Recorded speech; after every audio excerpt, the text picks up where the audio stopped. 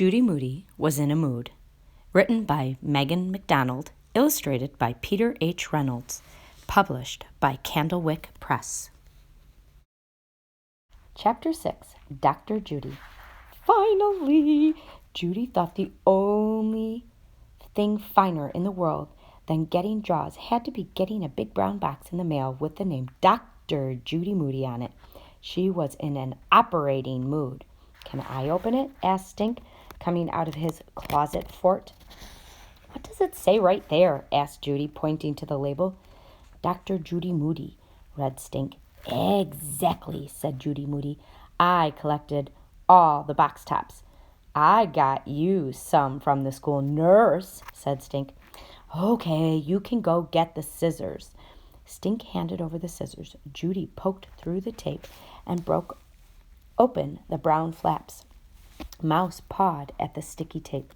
Stink's head kept getting in the way. "Stink, I'm in the middle of an operation." Judy pulled aside the tissue paper and lifted out the doctor doll. At last! Judy held the doll in her lap and stroked her silky smooth hair. She made neat little bows in the ties of the doll's blue and white hospital gown. The doll was wearing a hospital bracelet. "Her name is Hedda Get Betta," Judy read. "Does she do anything?" asked Stink. "It says here if you turn the knob on top of her head, she gets sick. Then you turn the knob again, and she gets betta. Get it?" Judy turned the knob on the doll's head until a new face appeared. "She has measles," said Stink. "She talks when you hug her, too." Judy hugged the doll. "I have measles," said Hedda Get Betta. Judy turned the knob until another face appeared. Then she hugged the doll again. "I have chicken pox," said Hedda Get Betta. "Cool," said Stink. "A sick doll with 3 heads." Judy turned the knob once more and hugged the doll. Better," said Hedda. "Can I make her get sick, then better?" asked Stink. "No," said Judy. "I'm the doctor." Judy opened her doctor kit. "At last I have someone to practice on," she said. "You practice on me all the time," said Stink. "Someone who doesn't complain." "You'd complain too if you had to hold up a lamp and get bandages all over you. Why can't I ever be Elizabeth Blackwell, first woman doctor? For one thing, you're a boy." "Can I put her arm in a sling?" asked Stink. "No," said Judy. She held the ear scope up to Hedda's ear and turned on the light. "Can I mix some of this blood from your doctor kit?" "Shh! I'm listening." She held the stethoscope on Hedda.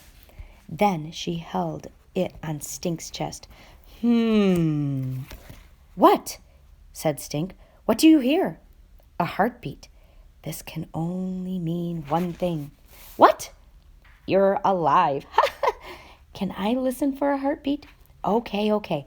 But first get me a glass of water to mix the blood in." "You get it," said Stink.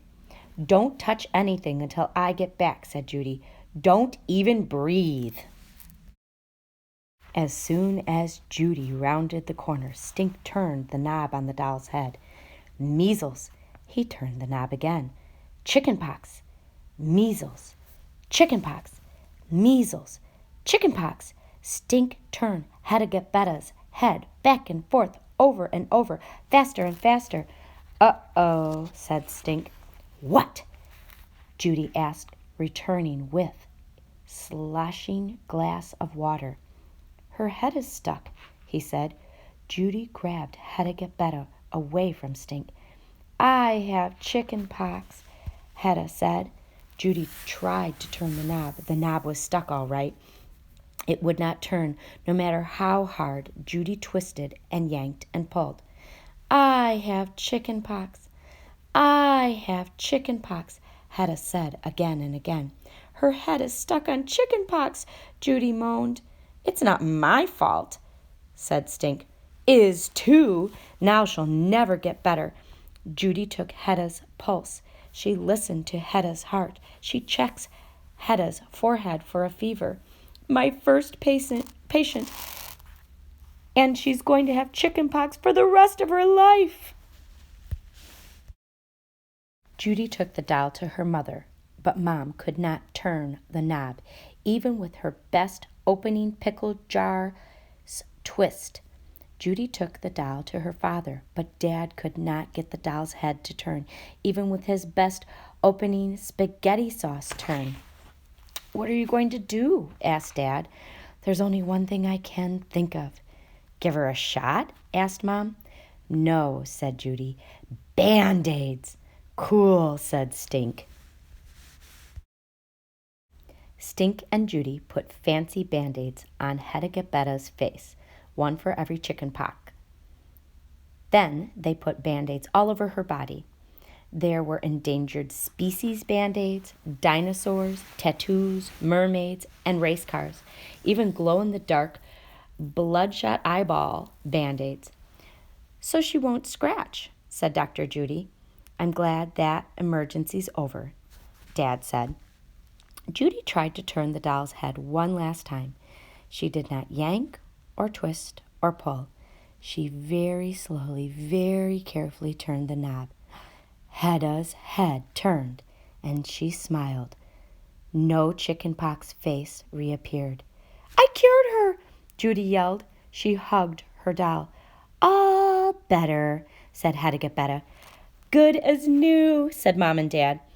"I'm just glad she didn't have spotted fever," said Judy. "I never in a million years would have had enough Band-Aids for that."